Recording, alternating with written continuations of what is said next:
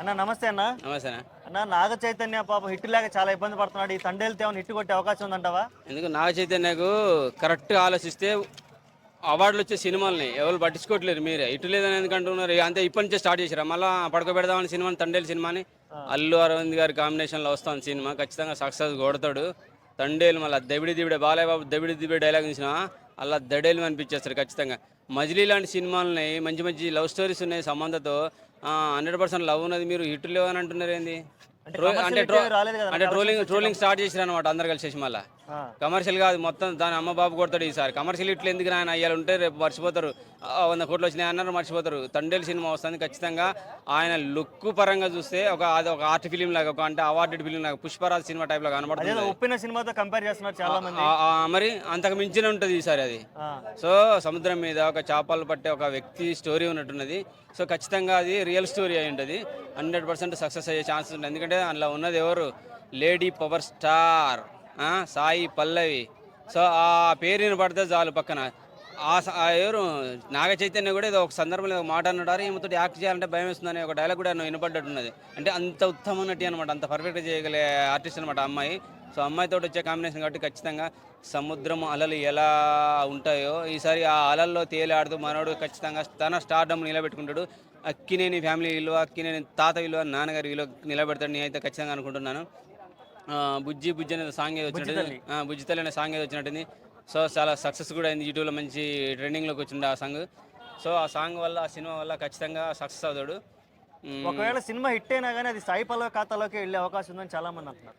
సాయి పల్లవి ఖాతాలో అంటే ఆమె ఆర్టిస్ట్గా ఆల్రెడీ నెంబర్ 1 ఇప్పుడు ఉన్న పరిస్థితుల్లో లేడీ పవర్ స్టార్ అంటున్నారు కాబట్టి 50% ఛాన్సెస్ వెళ్తుంది, మిగతా 50% ఉంటుంది కదా. సో అలా అరవింద్ గారు ఉన్నారు, అంత ఈజీగా ఏమి మొత్తం ఆమెకే రాసి ఇచ్చేయడు ఆయన. అలా ఏదో డైలాగ్ కూడా కొట్టినాడు, నా కూతురు లాంటి అని చెప్పి డైలాగ్ కూడా కొట్టినాడు. కూతురు అని చెప్పేసి ఆస్తులు రాసిస్తారు, ఆయన రాశారు కదా. సో కొడుకులకే రాసిస్తారు కదా, అల్లులకి అల్లులే నా మంచిగా చూసుకుంటే అల్లుడికి ఇంత అంత ఇస్తారు కానీ కూతురు అని చెప్పేసి మొత్తం ఇయ్యారు కదా. సో అలా ఖచ్చితంగా నాగ చైతన్యకి ఇది అవార్డెడ్ ఫిలిం కూడా అని చెప్పారు అల్లు అరవింద్ గారు. సో అంటే చాలా మంది ఇప్పుడు బన్నీవాస్ గారు కూడా సవాల్ చేస్తున్నారు, ఈ సినిమా సూపర్ డూపర్ హిట్ కొడతానని. అటు అరవింద్ గారు చెప్తున్నారు, ఇదంతా చూస్తే ఓవర్గా అనిపిస్తుందని కూడా అంటున్నారు. నాకైతే అలా అనిపించట్లేదు, ఎందుకంటే ఆ లుక్, ఆ సముద్రం అవన్నీ చూసిన తర్వాత మంచి సినిమానే రాబోతుందనే ఫీలింగ్ కలుగుతుంది. సో ఆ సాంగ్ కూడా విన్నాం కూడా చాలా బాగా అనిపించింది నాకు. లుక్ కూడా టోటల్ డిఫరెంట్గా ఉన్నాడు కదా, ఏదో సూటు బూట్ వేసేసుకొని మాఫియా డాలని అని పేల్చేసేది కాదు కదా.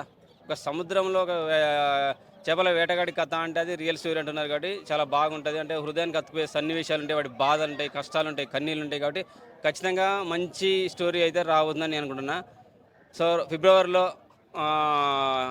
లవర్స్ డే రాకముందుకే మనోడు తండేలతో దడేలు అనిపించేస్తాడు.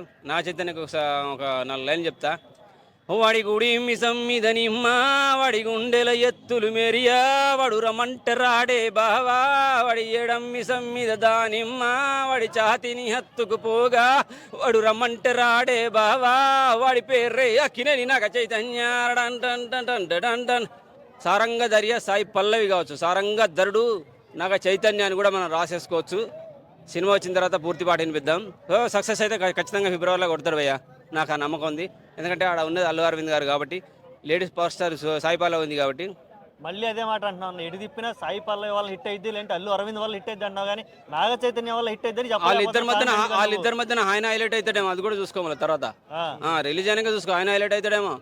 మరే మొన్నటిదాకా వాళ్ళ పేరు చెప్పారు, వాళ్ళదేం లేదు ఈయనదే కనపడుతుంది అనుకుంటారేమో. సో అదే హైలైట్ అవ్వచ్చు. సో నాగ చైతన్య తాతగారి పేరు నిలబెడతాడు ఈ సినిమాతో.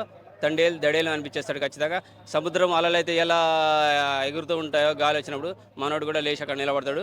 హ్యాపీగా ఫిబ్రవరిలో సక్సెస్ కొడతాడు కూడా. అక్కినేని ఫ్యామిలీ అభిమానులకి పండుగ ఫిబ్రవరిలో రాబోతుంది అనమాట. లవర్స్ డే కన్నా ముందే రాబోతుంది, ఎదురు చూడండి. Thank you very much.